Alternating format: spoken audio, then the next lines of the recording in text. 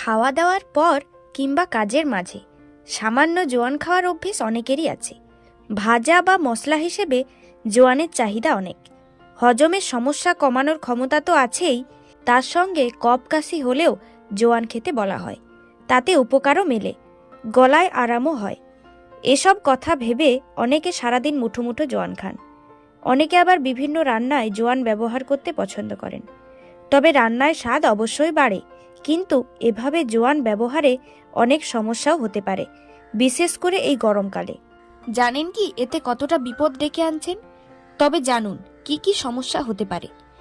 অতিরিক্ত পরিমাণে জোয়ান খেলে অ্যাসিডিটি বা বদহজমের সমস্যা কমার বদলে বেড়ে যেতে পারে। বেশি জোয়ান খেলে কোষ্ঠকাঠিন্যের মতো রোগও শরীরে বাসা বাঁধতে পারে।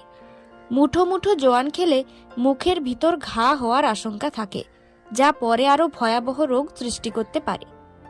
গরমে বেশি জোয়ান খেলে শরীরে তাপমাত্রা বেড়ে যায়, পেট খারাপ হওয়ার সম্ভাবনা থাকে। যারা লিভারের সমস্যায় ভুগছেন তাদের জোয়ান খাওয়া উচিত নয়, কারণ এটি খেলে লিভারের সমস্যা আরও বাড়তে পারে।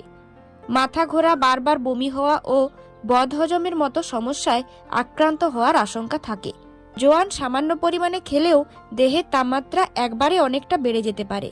অজান্তেই শরীর গরম হয়ে উঠতে পারে, আর গরমে দেহের তাপমাত্রা বেড়ে গেলে হিতে বিপরীত হতে পারে। কাজেই এই ভরপুর গরমে জোয়ান খাওয়া এড়িয়ে চলুন।